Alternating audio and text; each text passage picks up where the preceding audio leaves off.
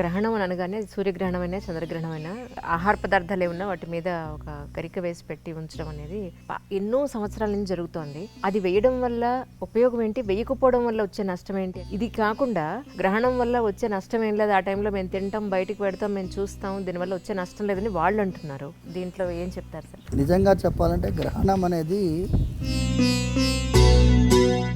స్వామివారి చక్రానికి బలైనటువంటి రాహుకేతు. వాళ్ళు గ్రహణ స్నానం 3 స్నానాలు చెప్పబడింది: స్పర్శ, మధ్యకాలం, పుణ్యకాలం. ఆ సమయంలో తర్పణం చేస్తే ఇంత అద్భుతమైనటువంటి సన్నివేశాన్ని, భయాన్ని సృష్టించే విధంగా మనం చూడకూడదు. రెండవ పాయింట్, ఇప్పుడు గరికె అనేది గరుత్మంతుల వారు తన యొక్క తల్లిని ఈ సర్పాలన్నిటికీ కూడా మీరు వెళ్ళి స్నానం చేసి రావాలి, అప్పుడే మీరు ఈ అమృతాన్ని స్వీకరించవచ్చు అంటారు. అంటే అందరూ వేల సర్పాలన్నీ సముద్రంలో స్నానానికి వెళ్తారు. సర్పం యొక్క నాలుక రెండుగా చీలిపోతుంది. అంత పవర్ఫుల్ అన్నమాట ఈ దర్పం. ఇక్కడే చెప్పుకుంటారా, లేకపోతే మీకు బాధ వస్తే ఏం చేస్తారు అని? చాలా ధర్మ సంకటం అంటారు. ఒక చిన్న ఎగ్జాంపుల్ మీకు ఇస్తాము. ఒక 5-6 సంవత్సరాలకు ముందు అంబర్పేటలో మా ఇల్లు. అక్కడి నుంచి ఎర్లీ మార్నింగ్ 4:30కి బయలుదేరి వస్తున్నాం. 7-8 years బ్యాక్ ఎగ్జాక్ట్లీ. తెల్లవారుజాము వస్తుంటే అక్కడ వెహికల్లో స్మోక్ పొగలు వచ్చాయి. అయితే స్వామి, ఇక మీ అభిషేకానికి మేము రావాలి, ఇది స్వామివారి కార్యమని భావించి ఆయన అనుకున్నాడు కాబట్టి ఆయన పైన భారం వేస్తే ఆయన ఎవరినో ఏర్పాటు చేస్తాడు. స్వామి, మంత్రహీనం, క్రియాహీనం, భక్తిహీనం యదర్చనం తత్సర్వం క్షమ్యతాం దేవ దీనం మాం ఆత్మసాత్ కురు. నేను దీనుణ్ణి, చిన్న పిల్లవాడిని ఎలా క్షమిస్తారో అలా నన్ను భావించి క్షమించాలి. అయ్యో ఇది ఏం రా దౌర్భాగ్యమైన పరిస్థితి అనే ఫీలింగ్ అయితే రాదు. నిన్న ఐడ్రీమ్కి ఈ డిఏవి పబ్లిక్ స్కూల్ పాప వాళ్ళ మదర్ వచ్చారండి. మా ఇంట్లో లలితా సహస్రనామాలు జరుగుతాయి, దసరా అమ్మవారి ఉత్సవాలు మేము చేస్తాం, ఎందుకు మాకే అయింది, ఇంత డివోటీస్గా ఉన్నాం భగవంతుడి టువర్డ్స్ టు గాడ్ అని అంటే మీ వంతు మీరు ఏం చెప్తారండి? ఏమంటారు? ద్రౌపదీదేవి శ్రీకృష్ణుడికి అత్యంత ప్రియమైన భక్తురాలు. ద్రౌపదికి ఎందుకు వస్త్రాపరణం జరగాలి? ద్రౌపదికి ఎందుకు అరణ్యవాసం? ద్రౌపదీదేవి కీచకుడి బారిన ఎందుకు పడాలి? కీచకుడి బారిన పడింది కాబట్టి కీచకుడు చచ్చాడు.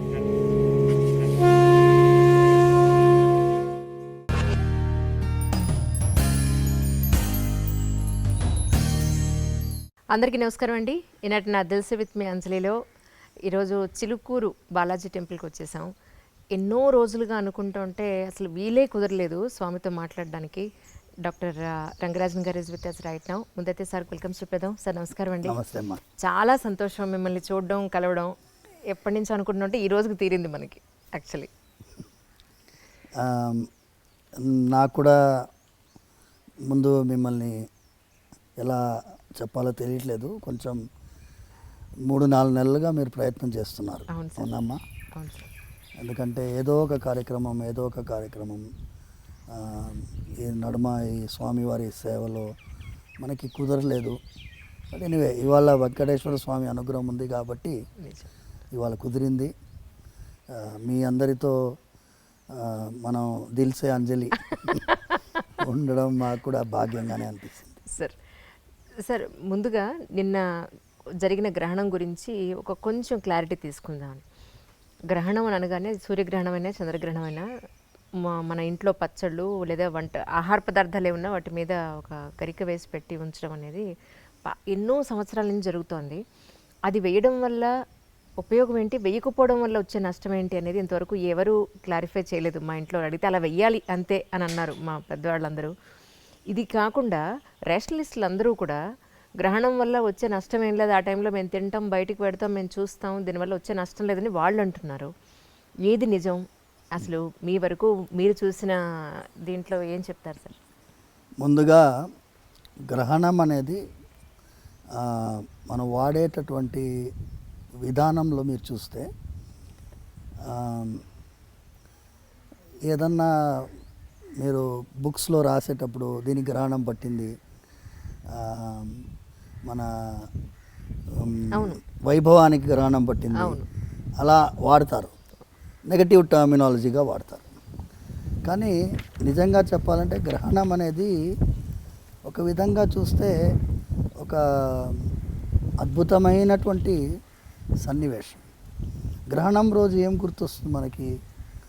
అమృతం సంపాదించినటువంటి ఆ క్షీరసాగర మథనం గుర్తు రావాలి. అమృతం వచ్చింది. అమృతం వచ్చిన తర్వాత దేవతలకి రాక్షసులకి పంచుతున్న సమయంలో ఈ స్వామివారి చక్రానికి బలైనటువంటి రాహు కేతు. ఓకే.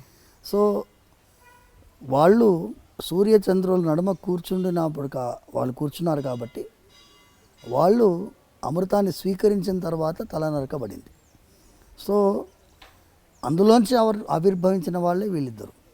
సో అమృతాన్ని స్వీకరించారు కాబట్టి వాళ్ళకు కూడా చిరంజీవులు అయిపోయినారు, వాళ్ళకి మరణం లేదు. సో అది ఒక పురాణ గాథగా మనం అందరం చెప్పుకుంటూ వచ్చాం. సూర్యగ్రహణం, చంద్రగ్రహణం అనేది మనకి కేతుగ్రస్త సూర్యగ్రహణం, రాహుగ్రస్త చంద్రగ్రహణం ఇలా మనం పాటిస్తూ ఉన్నాం. మన సనాతన ధర్మంలో, వేద మార్గంలో ఈ గ్రహణానికి ఒక గొప్పతనం ఉంది. ఎన్నో పురాణాల్లో వివరిస్తున్నారు. దాని గురించి మనం పోతూ ఉంటే ఐ డ్రీమ్లో దిల్సే చెప్పలేము చాలాసేపు. బట్ అల్టిమేట్ ఏంటంటే గ్రహణం అప్పుడు చాలా విశేషమైనటువంటి ఫలితాలు ఉంటాయి. గ్రహణ స్నానం 3 స్నానాలు చెప్పబడింది: స్పర్శ, మధ్యకాలం, పుణ్యకాలం. సో ఈ తర్పణాలు చెప్పబడ్డాయి. ఆ సమయంలో తర్పణం చేస్తే పితృదేవతలు అత్యంత ప్రీతిపాత్రులుగా అవుతారు అని. గ్రహణ కాలంలో మీరు చేసిన ఏ దానమైనా 1,000,000 రెట్లు మల్టిప్లై అవుతుంది. గ్రహణ కాలంలో మీరు చేసిన ఏ యొక్క మంత్ర జపమైనా కొన్ని కోట్ల రెట్లు మల్టిప్లై అవుతాయి. ఇంత అద్భుతమైనటువంటి సన్నివేశాన్ని, దాన్ని భయాన్ని సృష్టించే విధంగా మనం చూడకూడదు. ఎన్నోసార్లు భక్తులకి ఈ విషయాన్ని చెప్పడం జరిగింది. మరి గుళ్ళు ఎందుకు క్లోజ్ చేస్తారు సార్? తిరుపతి కానీ ఇక్కడ కానీ మొత్తం గుళ్ళన్నీ క్లోజ్ చేస్తారు కదా. గుళ్ళు క్లోజ్ చేయడం గ్రహణానికి భయపడి కాదమ్మా. మీరు స్వార్థ యజనం చేయాలి. గుడి అనేది పరార్థ యజనం, అంటే అందరి కోసం ఉండేటటువంటి ఒక దేవాలయంలో మీరు చూసేది పరార్థ యజనం, అందరి కోసం జరిగే పూజ ఇది. ఓకే. సర్వే జనాః సుఖినో భవంతు అనే సంకల్పము ప్రత్యక్షంగా మీకు వినిపించేది మా ఇళ్లల్లో మేము చెప్తూ ఉంటాం, పురాణాల్లో పారాయణం జరిగిన తర్వాత చెప్తూ ఉంటాం. కానీ స్వార్థ యజనము అనేది మీ ఇంట్లో ఉండే సాలగ్రామ ఆరాధన పూజకి స్వార్థ యజనం. యజనం అంటే యజ్ఞం. దేవాలయంలో పరార్థ యజనం. పరార్థ యజనానికి కొన్ని నియమాలు ఉంటాయి. గ్రహణ కాలంలో మీరు చేయాల్సింది, అర్చకులు కానీ ఆ దేవాలయంలో పనిచేసే వాళ్ళు కానీ, వాళ్ళు చేయాల్సిన నియమాలకి నిబంధనలకి కొన్ని ఇబ్బందులు ఏర్పడతాయి. గ్రహణ కాలంలో మీరు నైవేద్యం తయారు చేయలేరు. సో ఇవన్నీ కారణాల వల్ల ఆగమ శాస్త్రం విధించబడింది. ఈ సమయంలో మీరు దేవాలయాలకి, మనకి స్వామివారి యొక్క ఆరాధనము మనము నిషేధించి వారికి, ఎందుకంటే మీరు ఫస్ట్ మీరు పుణ్యస్నానం చేసిన తర్వాత కదా దేవాలయానికి వెళ్ళగలిగేది. ఇప్పుడు నేను దేవాలయంలో ఆరాధన చేయాలంటే నిన్న గ్రహణం అయింది, సూర్యగ్రహణం సంభవించిన తర్వాత సూర్యుడిని చూడాలి. సూర్యుడిని చూసిన తర్వాత పుణ్యస్నానం చేయాలి. నిన్న రాత్రి మొత్తం సూర్యుడిని చూడలేదు. నిన్న గ్రస్తాస్తమయం అంటే అస్తమన సమయంలో సూర్యుడిని గ్రహణం పట్టింది, విడిచింది 6:30కి. సూర్యాస్తమన సమయం 5:55. సో 6:30 తర్వాత సూర్యుని చూడలేం కదా. నిన్న రాత్రంతా మేము ఉపవాసం ఉండి ఇవాళ తెల్లవారుజామున లేచి సూర్యుని చూసిన తర్వాత తర్వాత శుద్ధమండల స్నానం చేసిన తర్వాత పుణ్యావాచనం చేసుకొని దేవాలయానికి వెళ్ళి అక్కడ స్వామివారికి అభిషేకాలన్నీ నిర్వహించిన తర్వాత భక్తులకి దర్శనం ప్రారంభించాం. అంటే భగవంతుడికి భక్తులకి నడుమ ఉండే అర్చకుడికి కూడా ఈ పుణ్యస్నానాలు అవసరం కాబట్టి స్వామివారు తమల్ని ఆ ఒక్కరోజు ఆ గ్రహణ కాలంలో భక్తులకి అందుబాటులో లేకుండా మనందరి మీద వాత్సల్యంతో అది పెట్టారు. మీరు దేవాలయాలు మూసేస్తున్నారు, దేవుడికే గ్రహణం భయపడిందా అనేటటువంటి వాళ్ళు విమర్శించుకోనండి. వాళ్ళని ఒక్కొక్కరిని బట్టి నేను కన్విన్స్ చేయడానికి దిల్ సేవిత్ అంజలి లేదు. ఓకేనా. రెండవ పాయింట్, ఇప్పుడు గరికె అనేది అద్భుతమైనటువంటి దర్భానికి అంత విలువ ఎందుకు వచ్చింది అంటే, గరిక ఎండితే దర్భ అంతే కదండి, ఎండు దర్భనే మనం వాడతాం. అవును. అయితే దానికి కూడా ఇప్పుడు మనకి పుష్కర స్నానం ఎలాగ వచ్చిందో 12 ఏళ్ళకి ఒకసారి పుష్కరాలు వస్తాయో, ఈ అమృత భాండం నుంచే పుష్కరం గురించి కూడా వచ్చింది. అలాంటిదే ఈ అమృత భాండం గరుత్మంతుల వారు తన యొక్క తల్లిని వినతాదేవిని శాపం నుంచి విడుదల చేయడం కోసం ఇంద్రుడితో పోరాడి అమృత భాండం తీసుకొస్తారు. తీసుకొచ్చి ఏం చేస్తారంటే ఈ గరిక పైన పెడతారు. సో గరిక పైన పెట్టినప్పుడు ఈ సర్పాలన్నిటికీ కూడా మీరు వెళ్ళి స్నానం చేసి రావాలి, అప్పుడే మీరు ఈ అమృతాన్ని స్వీకరించవచ్చు అంటారు. అంటే అందరూ వేల సర్పాలన్నీ సముద్రంలో స్నానానికి వెళ్తారు.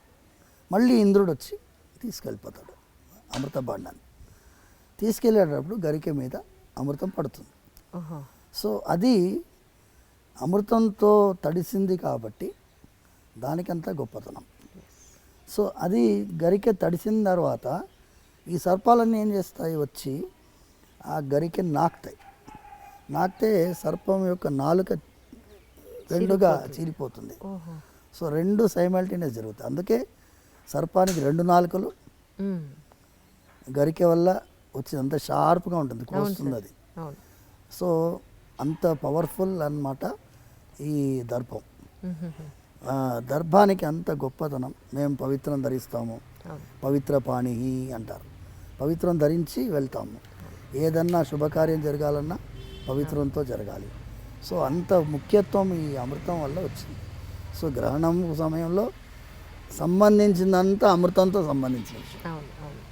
సో అందుకోసం అంత ముఖ్యత్వం. దాన్ని కనుక మనము ఏదన్నా పదార్థం పైన, వండిన పదార్థం పైన, పచ్చళ్ళ పైన, చెడిపోయే పదార్థం పెరుగు వాళ్ళని పెడతారు, చిన్న ముక్క పెడితే అది చెడిపోకుండా ఉంటుంది దర్భం వల్ల. ఇది మనం నమ్ముతాం. ఇప్పుడు నమ్మకం ఉండేవాళ్ళు నమ్ముతున్నాం. ఇప్పుడు మేము వెళ్ళి ఈ రేషనలిస్టులని, వాళ్ళు అదేమంటారు హేతువాదుల్ని వెళ్ళి కన్విన్స్ చేయాల్సిన అవసరం లేదు. నేను ఇప్పుడు కాదమ్మా, మీకు తెలుసుంటే 20 ఏళ్ల ముందు ఎప్పుడైతే ఈ టీవీ ఛానల్ దూరదర్శన్ తప్ప ఎక్స్ట్రా ఛానల్స్ ఎప్పుడైతే వచ్చాయో, అప్పుడు మొట్టమొదటిసారి ఒక ఛానల్లో గ్రహణ సమయంలో నన్ను నేను రానయ్య బాబు కూర్చోబెట్టి ఏం చేశారు, సమోసా అవన్నీ తీసుకొచ్చారు. మేమంతా తింటాం, చూడండి ఏమన్నా అవుతుందంటే. ఇప్పుడు మీరు చిన్న విషయం అమ్మా, తిన్న వెంటనే ఏమన్నా అవుతుందా? ఏమి కాదు. ఇప్పుడు స్మోకర్స్ ఉన్నారు, రోజు సిగరెట్ తాగుతాడు, ఏమైనా అవుతుందా వాడికి? ఎప్పుడు అవ్వాలో అప్పుడు అవుతుంది. ఎప్పుడు అవ్వాలో అప్పుడు అవుతుంది. అయినప్పుడు మీరు అయ్యో ఎందుకు చేసామరా అనిపిస్తుంది. ఇప్పుడు సైంటిఫికల్గా గ్రహణం సమయంలో lot of other reasons are being చెప్తున్నారు. సైన్స్ కూడా గ్రహణం సమయంలో what are the changes, electromagnetic fields ఏముంటుంది, ఎలా ఉంటుంది పరిస్థితి, వాతావరణంలో ఏ మార్పులు ఉంటాయి, వాళ్ళు రీసెర్చ్ చేస్తున్నారు, ఇప్పుడు ఇంకా చేస్తున్నారు. So let us wait. శరీరం పైన మనది ఏంటి అంటే ప్రకృతితో అనుసంధానమైనటువంటి ఒక జీవితం మనది. అది గ్రహించాము కాబట్టే ఇప్పుడు ఈ CO2 కార్బన్ ఎమిషన్ వాళ్ళు విదేశీ వాళ్ళు మాట్లాడుతున్నారు చూడండి. మన వాళ్ళకి ముందు నుంచే తెలుసు. ఋషులు వాళ్ళు ప్రకృతితో అనుసంధానంగా మీరు జీవించాలి, ప్రకృతికి విపరీతంగా మనకు ఏ కార్యక్రమం చేయకూడదు అనేటటువంటి విధానంలో మనం జీవించాం కాబట్టి చాలా విషయాల్లో ప్రకృతితో సంబంధించినటువంటి అంశాలు మనం చెప్తున్నాం. గ్రహణం కూడా ప్రకృతితో సంబంధించిన విషయం. సో గ్రహణం సమయంలో గర్భిణీ స్త్రీలు కొంచెం జాగ్రత్త పడాలని చెప్పాం. అది మూఢనమ్మకం, అది ఇది అన్నారు. ఎవరెవరు మూఢనమ్మకం అన్నారో వాళ్ళు చాలామంది ఈ వైపు వస్తున్నారు. ఇప్పుడు ఈ వైపు వస్తున్నారు. మీరు చూడండి, ఎక్కడైనా బిగ్గెస్ట్ రేషనలిస్ట్ సైంటిస్ట్ వాళ్ళు మేము చేసిన ప్రయాణం అనేది సరి అయిన ప్రయాణం కాదు, ఈ రాజమార్గంలో ప్రయాణమే సరైన. త్యాగరాజ స్వామి పాడాడు, చక్కని రాజమార్గం ఉండగా సందులో దూరనేలా అని పాడాడు. అది సందు తెలియదు, ఎక్కడపోతామో తెలియదు, అందుకోసం ఇటువైపు రావడమే మంచిది.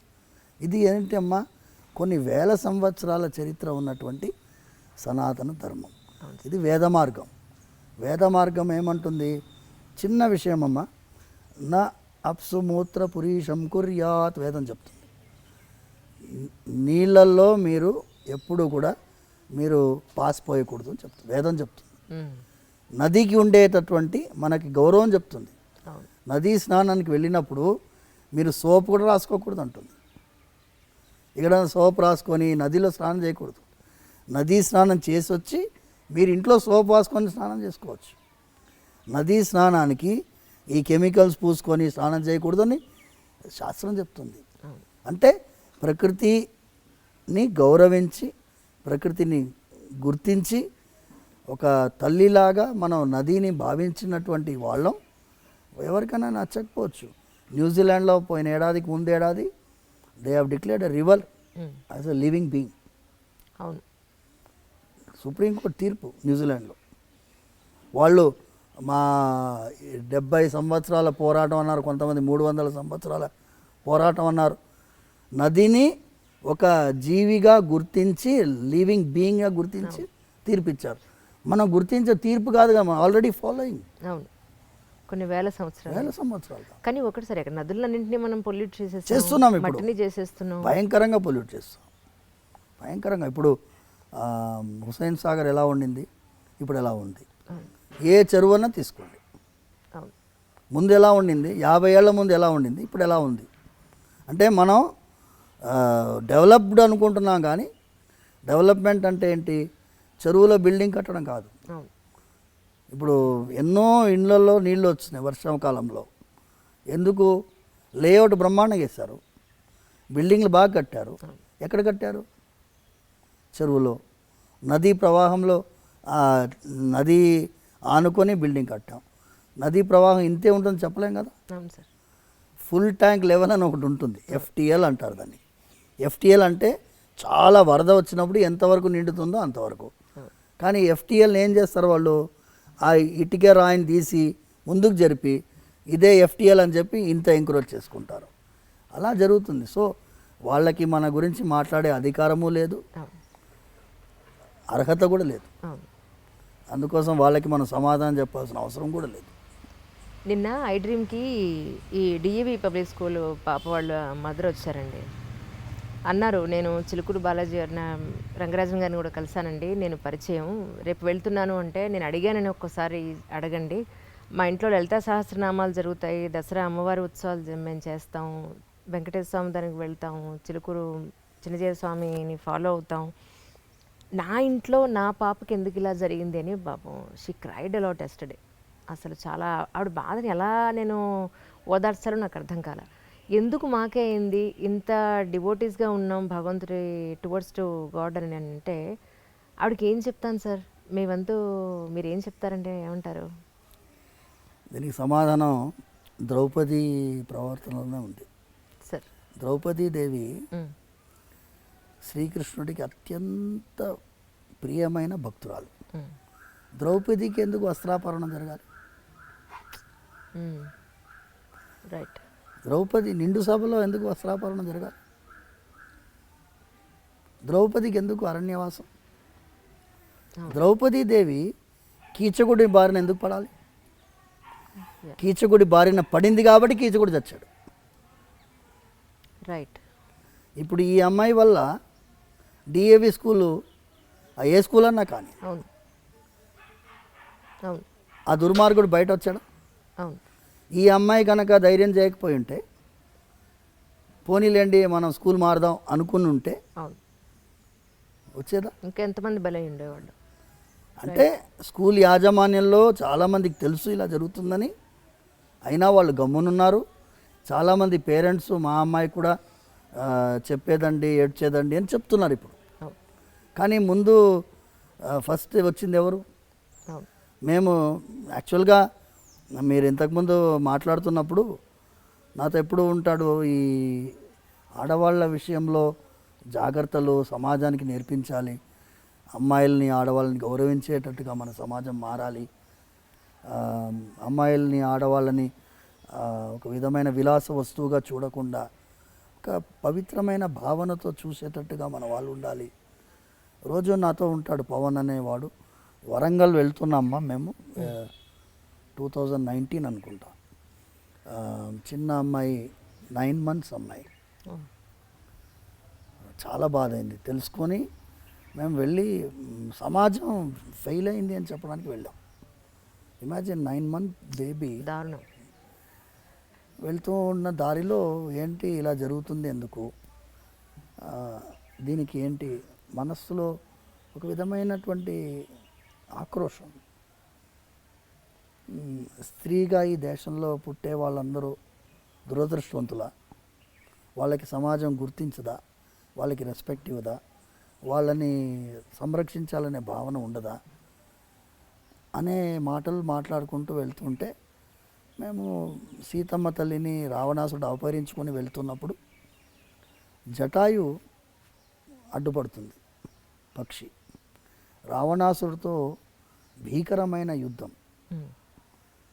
కిష్కింధాకాండలో వాల్మీకి వర్ణిస్తున్నాడు. రావణాసురుడిని నిజంగా నిశ్చేష్టుని చేస్తుంది జటాయు.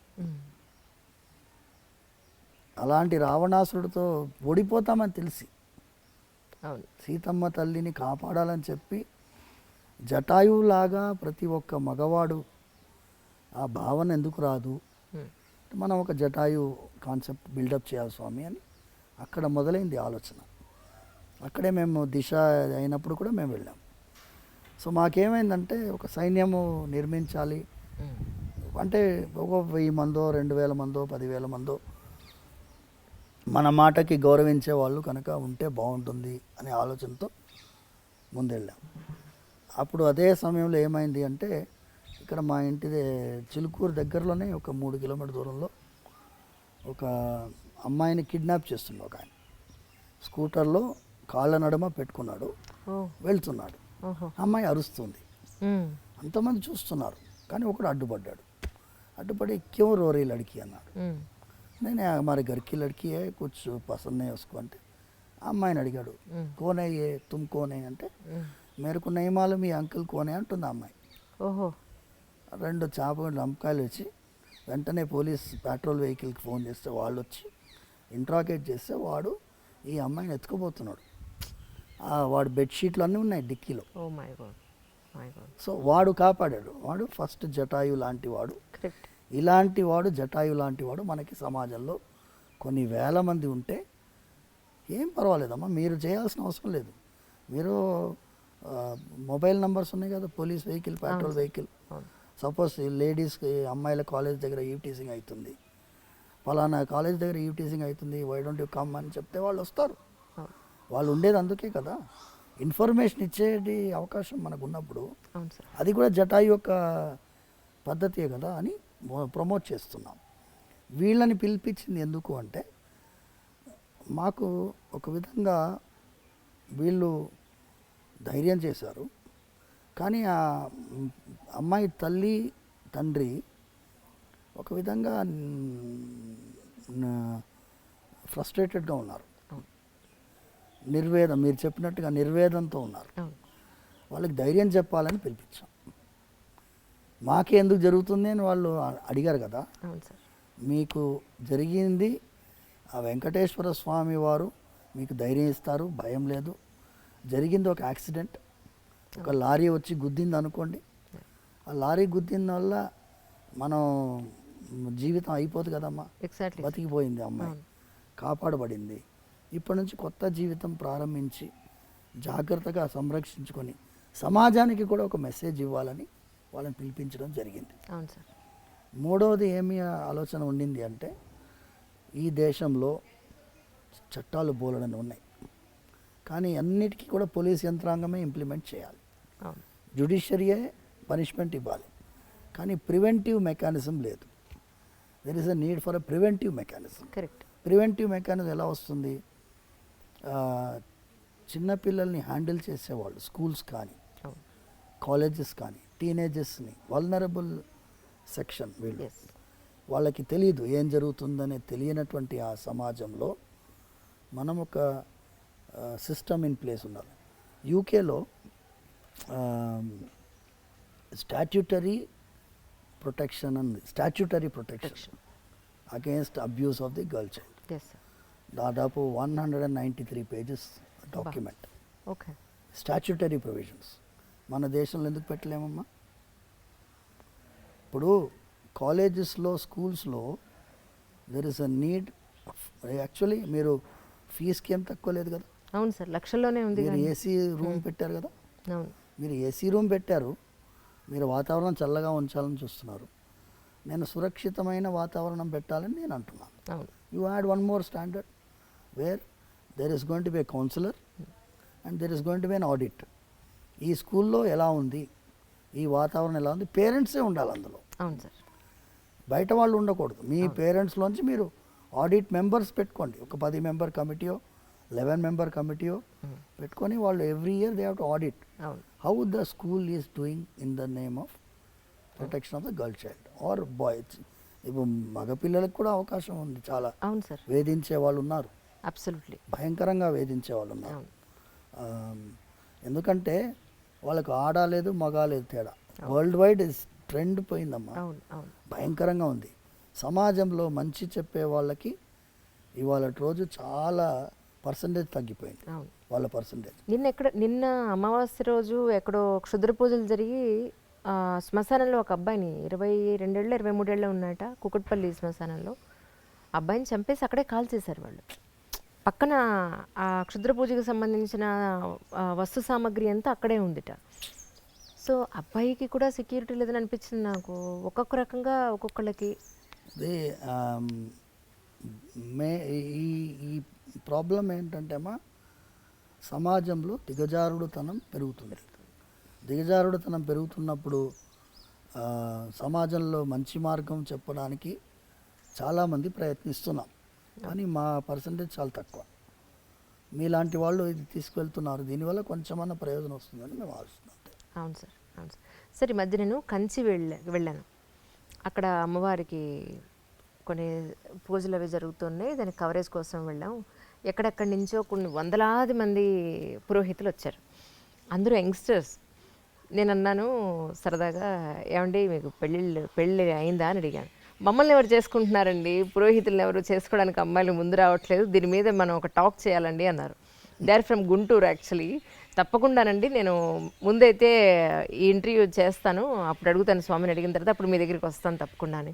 నిజానికి అమ్మాయిలు పురోహితుల్ని పెళ్లి చేసుకోవడానికి అంటే ఈ మడి ఆచారాలకి ఆచార వ్యవహారాలకి భయపడిపోతున్నారా, లేకపోతే ఈ లైఫ్ వద్దనుకుంటున్నారా, మోడర్న్గానే ఉండాలనుకుంటున్నారా? మీరు ఎలాంటి యూత్ని చూస్తున్నారు సార్? యాక్చువల్లీ నిజంగా ఇబ్బంది అవుతుందంటారా? ఇది దిల్ సే విత్ అంజలి, దిల్ సే విత్ రంగరాజు. చాలా నిజంగానమ్మా, యు ఆర్ టచ్ ది. ఇది అర్చకుల్ని మాత్రమే కాదమ్మా సార్. నేను మీ అందరికీ ఒక విషయం చెప్పాలి. మనం చేసినటువంటి కొన్ని విషయాల్లో తప్పిదాలు ఉన్నాయి. మోడర్న్ అంటాం. మోడర్న్ అంటే ఏంటి? మోడర్న్ అంటే ఏంటి? మీకు ఏం చెప్తే ఏమో తప్పు అని నాకు భయం. మోడర్న్ అంటే మీ యొక్క వ్యక్తిత్వాన్ని, అస్తిత్వాన్ని, మీ పరంపరని, మీ విలువల్ని ఇవన్నీ వదిలేసేయడం మోడర్నిటీయా? దీనికి ఏం విలువలు లేవా? మన దేశం ఏంటి అమ్మా? త్యాగానికి ప్రతిరూపమైన దేశం. శ్రీరాముని మన ఆదర్శంగా ఎందుకు భావిస్తాం? త్యాగం చేశారు కాబట్టి. శ్రీరాముడు ఏం తక్కువ కాదు, ఆయన కంటే ఎక్కువ భరతుడు. భరతుడు శ్రీరాముడు 14 సంవత్సరాలు అరణ్యవాసం ఉండాలి, అవును సార్, వాళ్ళ తండ్రి ఆజ్ఞ. కానీ భరతుడికి కాదు కదా. అవును. కానీ భరతుడు రాజ్యం వెళ్ళాడా? వెళ్ళలేదు. భరతుడు ఏం చేశాడు? భరతుడు 14 సంవత్సరాలు శ్రీరాముడు ఎలా నారా వస్త్రాలు ధరించారో, ఎలా జటాజూటుడుగా ఉండినాడో, ఆయన నందిగ్రామంలో ఉన్నాడు, సింహాసనం కూడా ఎక్కలేదు. శ్రీరాముల వారి పాదుకల్ని సింహాసనం పైన పెట్టి 14 సంవత్సరాలు పాదుకా రాజ్యం ఉండింది. ఆయన కంటే గొప్పవాడు శత్రుఘ్నుడు. ఓకే. చాలామంది శత్రుఘ్నుడి యొక్క పాత్ర తెలియదు. లక్ష్మణుడికి సొంత తమ్ముడు శత్రుఘ్నుడు. నేను చిలుకూరులో అడుగుతూనే ఉంటాను, లక్ష్మణుడు తల్లి పేరు ఏంటి అని అడిగితే ఒకసారి ఇలా భక్తులు ఎంత విలువలు తెలుసుకుంటున్నారు చిన్నపిల్లలు అని తెలిస్తే జనరల్ క్వశ్చన్స్ ఉంటాయి. ఇప్పుడు ప్రదక్షిణాలు స్టార్ట్ అయిన తర్వాత మళ్ళీ స్టార్ట్ అవుతుంది వైవా. ఒక పిల్లవాడిని అడిగితే వాడు అనుష్క అని చెప్పాడు. అంటే లక్ష్మణుడు తల్లి పేరు తెలియనటువంటి సమాజం మనం తయారు చేస్తాం. అవును. శ్రీరాముడితో లక్ష్మణుడు వెళ్ళాడు, భరతుడితో శత్రుఘ్నుడు ఉన్నాడు. ఇద్దరికి తల్లి సుమిత్రాదేవి. శత్రుఘ్నుడు ఏం చేశాడు? శ్రీరాముడికి సేవ చేసేటటువంటి భరతుడికి సేవ చేశాడు. ఆ సేవ చేసేటటువంటి ఒక గుణం ఉంది చూసారమ్మా, ఇది మన భారతదేశంలో ముఖ్యమైనటువంటి గుణం. ఈ గుణము ఇప్పుడు భార్యని సేవకురాలని కాకుండా శత్రుఘ్నుడి పాత్రలో గుర్తిస్తున్నాం మనం. ఇప్పుడు ఫెమినిజం వాళ్ళందరూ ఏమిటో మేము సేవకులం కాదు, మేము ఈక్వల్ కదా. మీరు ధర్మశాస్త్రంలో ఉండే విలువలు చూడండి, ఆడవాళ్ళకి ఎంత విలువ ఇస్తుంది. ఒకటే ఒక చిన్న ఫార్ములా మీకు ఇచ్చి, ఈ టాపిక్ ఏంటి అంటే సేవాభావంతో ఆడవాళ్ళు వ్యవహరిస్తుండేవాళ్ళు ఇంకా కూడా ఉన్నారమ్మా. వేద విద్యార్థిని పెళ్లి చేసుకోవాలనే అమ్మాయిలు ఉన్నారు. పర్సంటేజ్ తగ్గింది. మీరు చెప్పినట్టుగా this drastic reduction in the percentage. Engineering చదివినా డాక్టరేట్ చేసినా కూడా కొంతమంది అమ్మాయిలు మేము వేదాధ్యయనం చేసిన వాళ్ళని పెళ్లి చేసుకోవాలని కొంతమంది ఉన్నారు ఇంకా, బట్ పర్సంటేజ్ తగ్గింది. నేను ఏంటి ధర్మశాస్త్రంలో ఆడవాళ్ళకి పాత్ర చెప్పబడింది. ఇప్పుడు పాప పుణ్యాల గురించి ఫార్ములా చూస్తాం. భార్యకి భర్తకి నడుమ పాప పుణ్యం పర్సంటేజ్ ఎలా విభజిస్తుంది ధర్మశాస్త్రం చూడండి. భర్త పుణ్యం చేస్తే భార్యకి 50% పోతుంది. ఎంత? 50%. భర్త పుణ్యం చేస్తే భార్యకి 50% పోతుంది. భార్య పుణ్యం చేస్తే భర్తకి 0% వస్తుంది. ఓహో, ఏం ట్రాన్స్ఫర్ అవ్వదా అయితే అక్కడ? ఓకే. భార్య పాపం చేస్తే భర్తకి 50% వస్తుంది. ఓహో, పుణ్యంలోనే రాదు, పాపంలో వస్తుంది అనమాట. ఓకే. పాపంలో 50% వస్తుంది భర్తకి. అయితే భర్త పాపం చేస్తే భార్యకి 0%. ఓకే. సో ఇక్కడ అమ్మాయిలకి చాలా ప్రయారిటీ ఉంది సమాజంలో. అందుకోసం భార్య ఆజ్ఞ లేనిదే నువ్వు ఏ ధర్మకార్యం చేయడానికి లేదు. ఇప్పుడు యత్కించిత్ యథోక్తమపి దక్షిణామపి స్వీకృత్య అని చెప్తుంది. మేము చేతిలో తాంబూలంలో దక్షిణ పెట్టుకుంటాం. భార్య దాని మీద ప్రోక్షించాలి. ప్రోక్షించిన తర్వాతనే ఆయనకి, అంటే వాళ్ళకి అధికారం అంత ఉందమ్మా. ఇది చెప్పేటటువంటి వాళ్ళు లేరు. మోడర్నిటీ అనే కాన్సెప్ట్లో పోయి వదిలేసుకుంటున్నాం. మీకేంటి హార్లీ డేవిడ్సన్ బైక్లో పోయే మొగుడు కావాలన్నా? నేను అడుగుతాను, అదే సార్, హార్లీ డేవిడ్సన్ బైక్లో పోయే మొగుడు కావాలా? ఏ దుర్గుణాలు లేకుండా ఒక విలువ గల జీవితం జీవించే మొగుడు కావాలా? ఎందుకంటే రుక్మిణీదేవి శ్రీకృష్ణ పరమాత్మకి లెటర్ రాస్తుంది, లవ్ లెటర్ తెలుసు కదా మీకు. ఇప్పుడు ఏమనుకుంటున్నారు, ఈ లవ్ అనేది ప్రేమ పావురాలు ఈ సినిమాలన్నీ వచ్చినప్పుడు ప్రేమ మనకి నేర్పించి బ్రిటిష్ వాడు, లేకపోతే అక్బర్, ఆ కాలంలోనే ప్రేమ పుట్టింది ఈ దేశంలో అనుకుంటున్నారు. రుక్మిణీదేవి శ్రీకృష్ణుడికి లవ్ లెటర్ రాస్తుంది. ఓకే. ఎన్ని వేల సంవత్సరాల ముందు. స్టార్టింగ్ అది చాలా పెద్ద లవ్ లెటర్. అందులో మొదటి సెంటెన్స్ చెబుతాను. శ్రుత్వా గుణాన్ భువన సుందర శృణ్వతాం తే. శ్లోకం మొదటి లైన్ శ్రుత్వా గుణాన్. నేను అప్పుడంతా ఫేస్బుక్ లేవుగా, అవును అప్పుడు భారత్ మ్యాట్రిమోనీ లేదు కదా, అప్పుడు ఫొటోస్ చూసే అవకాశం లేదు కదా. రుక్మిణీదేవి అంటుంది, స్వామి నీ యొక్క గుణాల గురించి విన్నాను. శ్రుత్వా గుణాన్, నువ్వు భువన సుందర శృణ్వతాంతే, నువ్వు అందంగా ఉంటావని కూడా విన్నాను. Okay. So she is giving top priority the character. అవును.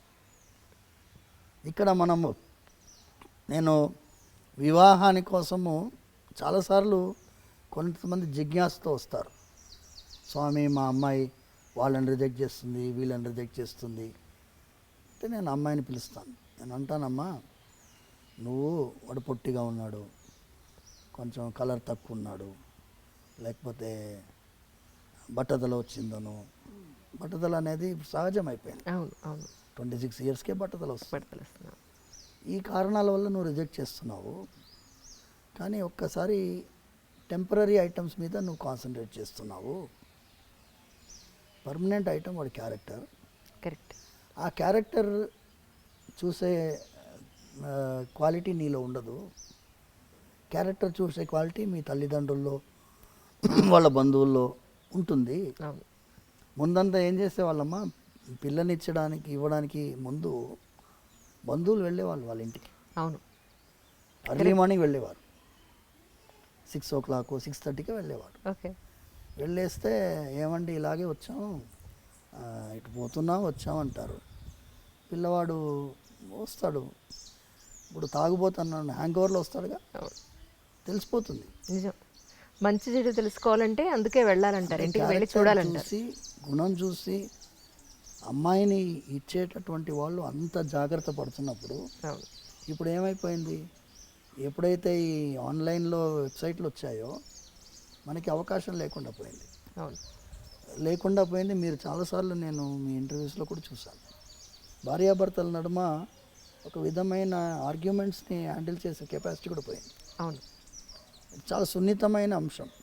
నేను కొత్తగా పెళ్ళైన దంపతులు వస్తే నేను వాళ్ళిద్దరికీ దండలు మార్పించి వాళ్ళకి చెప్తాను, వివాహం వీరు అన్యోన్యంగా ఉండాలి, ధనధాన్య సమృద్ధితో ఉండాలి, పుత్ర పౌత్రాభివృద్ధి ఉండాలి, వీక్లీ 15 minutes ఆర్గ్యుమెంట్ కూడా ఉండాలని చెప్పి. కరెక్ట్. 15 minutes పెట్టుకోండి ఆర్గ్యుమెంట్ టైం. 15 minutesలో మీరు ఏమేమి ఆర్గ్యూ చేయాలో చేసుకోండి. 15 minutes అయిపోయాయి, 16th minute అలా మోగాలి, అయిపోయింది. So that is the period. Correct. You can make it 15 minutes or half an hour, it's up to you. Arguments లేకపోతే అందులో మజానే లేదు. నిజం. ఏ రోజు తిట్టుకునే కంటే సరే ఇప్పుడు okay noted down, we will have it on Sunday this time, ఎంత బ్రహ్మాండంగా ఉంటుంది. పర్ఫెక్ట్. అసలు ఇది నేను సూచించేది. సార్ వాళ్ళు అన్యోన్యంగా ఎన్నోసార్లు మేము ఎన్ని వివాహాలు నిలబెట్టామంటే డైవర్స్ వరకు వెళ్ళిన వాళ్ళని కలిపాం. తల్లిదండ్రులు వీళ్ళ తల్లిదండ్రులు వాళ్ళ తల్లిదండ్రులని కొంచెం వాళ్ళని సపరేట్గా వదలండి కొన్ని రోజులు, మీరు ఇంటర్ఫియర్ కాకండి. అమ్మాయి తల్లిదండ్రులు ఇంటర్ఫియర్ అవుతారు, అబ్బాయి తల్లిదండ్రులు ఇంటర్ఫియర్ అవుతారు. వివాహం చేసేటప్పుడు ఎంత కలిసి పనిచేస్తారో విడగొట్టడానికి మాత్రం అంత టీం వర్క్ చేస్తారు. నేను చెప్పినాను, విడగొట్టడానికి టీం వర్క్ చేయకండి అమ్మా, వాళ్ళని వదలండి. Just let them sort their problems out. చాలా సినిమాల్లో ఏమవుతుంది, వివాహం ఈజ్ ద ఎండ్ అని వేస్తారు, అక్కడే బిగినింగ్. అవును, అప్పుడే మొదలు స్టార్ట్ చేయడమే. మీరు అక్కడి నుంచి మీరు ఏ మూవీలోనైనా వివాహం అయిన తర్వాత ఆనందంగా ఉండే మూవీస్ చూపించాలి కదమ్మా. వచ్చాయి అలాంటి మూవీస్. Correct sir. పెళ్ళితోటి ఎండింగ్ అయిపోతుంది. అవును. రామాయణంలో సీతా కళ్యాణంతో ఎండ్ అయిపోయింది అనుకో, రామాయణంలో ఏముంది, ఏమీ లేదు. అందుకోసం మేము ఈ త్రూ యూ తెలిసేలో ఇది చేయాలి. అవును సార్. ఇది చాలామంది మీరు సైకియాట్రిస్ట్ తోటి కౌన్సిలర్స్ తోటి మీరు చేశారు. అవును సార్. ఇది వాళ్ళ ప్రాబ్లం, కూర్చొని మాట్లాడుకోరు, ఏమి వీక్నెస్లు ఏం ప్రాబ్లమ్స్ అర్థం చేసుకునే అవకాశం ఎవరిస్తున్నారు. వెంటనే థర్డ్ పార్టీ వస్తాడు, లాయర్ వస్తాడు, మీరు ఇట్లా రాయండి, ఇట్లా రాస్తే తొందరగా డైవర్స్ వస్తారే. Will you not give them some time to settle their matter difficulties. True. అది యాక్చువల్లీ నేను ఫుల్ ఫ్లెడ్జ్డ్గా ఒక ఎంట్రీ తీసుకోవాలి అని మెంటల్గా చాలా ప్రిపేర్ అయ్యి వస్తే సార్ నాకు 1 అవరే టైం ఇచ్చారు. అంటే ఆయన ఆబ్లిగేషన్స్ సోమవారి ఉన్నాయి, డౌట్ లేదు అందులో.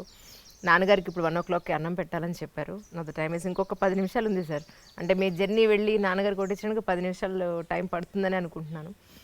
సో ఏం చేద్దాం, వెయిట్ సాయంత్రం వరకు వెయిట్ చేయమన్నా వెయిట్ చేస్తాం. మీరు మధ్యలో కాసేపు రెస్ట్ తీసుకుని భోజనం చేసి సాయంత్రం చేద్దామంటే ఇంకో రోజు వెయిట్ పెట్టుకుందాం చేస్తాం. తల్లి, పెట్టుకుందాం అంటారా? ఫ్రెష్గా మళ్ళీ పెట్టుకుందాం. సరే. సిలబస్ ఇచ్చేసేయి. ఎందుకంటే ఒక్కొక్క టాపిక్ తల్లి మీది ఎలా ఉంది అంటే సార్. మీ క్వశ్చన్స్ కూడా వైడ్ స్పెక్ట్రమ్. అవును sir. See your leading question, Anjali interviews ఎందుకు చాలామంది చూస్తారు అంటే యాంకర్ ఎలా ఉండాలో అలా ఉండాలి. యాంకర్ అంటే లోపల దిగి పట్టేస్తుంది అంతే. దాని తర్వాత మా ఫ్రీడమ్ ఇస్తారు. లేదండి అంతకంటే వాళ్ళు మాట్లాడివ్వకుండా ఇంటర్వ్యూ చేసే వాళ్ళు ఉన్నారు. అవును సార్. అవును సార్. సో అందుకోసం మీరు అంత ఫ్రీడమ్ ఇస్తున్నారు కాబట్టి వైడ్ రేంజ్ మనం మాట్లాడాలి. సమాజానికి ఉపకారం అయ్యేటటువంటి విషయాలు మనం మాట్లాడుతున్నాం కాబట్టి అసలు వి షుడ్ హ్యావ్ అనదర్. తప్పకుండా సార్. ఇంకోటి ఈ ఒక్క క్వశ్చన్తో ముగించేస్తాను. అలాగే జనరల్గా గుడికి, ఎస్పెషల్లీ ఇక్కడ బాలాజీ టెంపుల్కి ఏదో ఒక కోరికతోనో, ఒక ఆవేదనతోనో, తీరిన ఆవేదనతోనో, ఒక ఆత్రతతో వస్తారు. ఇక్కడికి వచ్చిన తర్వాత ఆ ప్రదక్షిణాల ద్వారానో లేకపోతే ఇక్కడ మొక్కులు తీర్చుకోవడం ద్వారానో కొంత వాళ్ళకు ఉపశమనం దొరుకుతుంది. మీ వరకు ఇన్ని సంవత్సరాల నుంచి గుళ్ళో ఉంటున్నారు, మరి మీకు మనస్తాపం వస్తే ప్రతిరోజు చూసే దేవుడికి ఇక్కడే చెప్పుకుంటారా, లేకపోతే మీకు బాధ వస్తే ఏం చేస్తారు అని? చాలా అదేమంటారు ధర్మ సంకటం అంటారు. కానీ మనస్తాపం వస్తుంది. స్వామివారి కైంకర్యం చేస్తున్నప్పుడు ఒకటే ఏంటంటే అమ్మా, దాన్ని ఎదుర్కొనే ధైర్యం కూడా ఆయన ఇస్తున్నారు. ఏదన్నా పరిస్థితి వచ్చినా, పరిస్థితి సమాజంలో సహజంగా వస్తుంది. ఒక చిన్న ఎగ్జాంపుల్ మీకు ఇస్తాము. ఇబ్బంది తెల్లవారుజామున మేము ముందు ఒక 5-6 సంవత్సరాలకు ముందు 5 అంబర్పేటలో మా ఇల్లు, భార్య పిల్లలు అక్కడ ఉంటున్నారు. అక్కడి నుంచి ఎర్లీ మార్నింగ్ 4:30కి బయలుదేరి వస్తున్నాం. 7-8 years బ్యాక్ ఎగ్జాక్ట్లీ. తెల్లవారుజామున వస్తుంటే ఇక్కడ నుంచి మృగవనికి ఇంకా ముందు పోలీస్ అకాడమీ నుంచి రైట్ తీసుకోవాలి. అక్కడ వెహికల్లో స్మోక్ వచ్చేసి పొగలు వచ్చాయి. వచ్చేసేసి వెహికల్ ఆగిపోయింది. నేను ఏమైంది వెహికల్ ఆగిపోయింది అని చూసి డాష్ బోర్డ్ ఇది చూస్తే మొత్తం పొగలు. నేను ఆ టైంలో ఎవరు వస్తారు? ఇమాజిన్ 4:45. చాలా కష్టం. ఇప్పుడు ఏంటి, నేనే మీ స్వామివారి కైంకర్యానికి బయలుదేరాను. అప్పుడు ఈ ఓలాలు ఓబెర్లు లేవు. అయితే స్వామి ఇక మీ అభిషేకానికి మేము రావాలి శుక్రవారం. అయితే 10 minutesలో ఒక ఆయన 2-wheelerలో పోతున్నాడు. వచ్చి ఆపాడు. ఆపి ఏమైంది అని అడుగుతున్నాడు. నాన్న ఈ వెహికల్లో పొగలు వచ్చినాయి బాబు. అలాగా టూల్ కిట్ ఉందా బండిలో అన్నాడు. తప్పకుండా ఉంది వెనకాల. ఆయన అదన్ బాగానే తిప్పాడు. వెనకాల టూల్ కిట్ ఓపెన్ చేశాడు. ఓపెన్ చేసి ఏమన్నాడంటే బ్యాటరీ వైర్ కాలిపోయింది. ఓహో. మీకు ఇప్పుడు బ్యాటరీ వైర్ దొరకదు. అది ఎలా చెప్తున్నావు అంటే, నేను మెకానిక్ అండి, మా అత్తగారింటికి పోతున్నాను. మా అత్తగారి ఇల్లు వికారాబాద్ యువతల, 2-wheelerలో ఎర్లీ మార్నింగ్ పోతున్నాను. నేను స్పీకర్ వైర్స్ కట్ చేసి జాయిన్ చేస్తాను, కానీ ఇది చాలా దూరం పోదు, ఈ హై యాంపేరేజ్ ఉంటుంది కాబట్టి ఇక్కడి నుంచి పోతుంది. మళ్ళీ మీరు రంగారోజ్ మెకానిక్ దగ్గర పోయి చేసేసుకోండి అన్నాడు. చేసేసాడు. అయితే మెయిన్ ఐటమ్ ఏంటంటమ్మా, ఇది స్వామివారి కార్యమని భావించి ఆయన అనుకున్నాడు కాబట్టి ఆయన పైన భారం వేస్తే ఆయన ఎవరినో ఏర్పాటు చేస్తాడు. ఆ మెకానిక్ ఆ టైంలో రావడం ఏంటి, మేము ఆ టైంలో ఆయన ఆపడం ఏంటి? అవును. జనగా రోడ్డు మీద ఏదైనా అవసరం ఉందన్నా మేము ఆగరు. నిలబడున్నాం, కారు బయట నిలబడున్నాం, ఆయన ఆపాడు, ఆయనే చూశాడు, జాయిన్ చేశాడు, వెళ్ళిపోయాడు, రూపాయి తీసుకోలేదు. అద్భుతం. అంటే స్వామివారు మనందరినీ కూడా ఏమంటేమా మేము ఆ, చాలాసార్లు స్వామివారి ఆరాధన అయిన తర్వాత ఆయనకి ప్రతిరోజు క్షమాపణ చెప్తాం. స్వామి, మంత్రహీనం క్రియాహీనం భక్తిహీనం యదర్చనం తత్సర్వం క్షమ్యతాం దేవ దీనం మాం ఆత్మసాత్ కురు. నేను దీనుణ్ణి, మంత్రలోపం ఉండొచ్చు, తంత్రలోపం ఉండొచ్చు, భక్తిలోపం ఉండొచ్చు, వేరే ఏదో ఉండొచ్చు. మీరు చిన్న పిల్లవాడిని ఎలా క్షమిస్తారో అలా నన్ను భావించి క్షమించాలి. సో స్వామివారి దగ్గర ఆ అఫెక్షన్ తోటి, ఆ ఫీలింగ్ తోటి చేస్తే ఆయనతోటి నివేదించుకుంటాం. మా మనసులో మాటలు ఆయనకు తెలియకుండా ఉంటాయమ్మా. అవును సార్. ఏం చేస్తున్నామయ్యా ఇది అనే ఫీలింగ్ ఎప్పుడు రాలేదు నాకు. ఇప్పుడు 22 ఇయర్స్ అయిపోయింది స్వామివారి సేవలో ప్రత్యక్షంగా రావడం.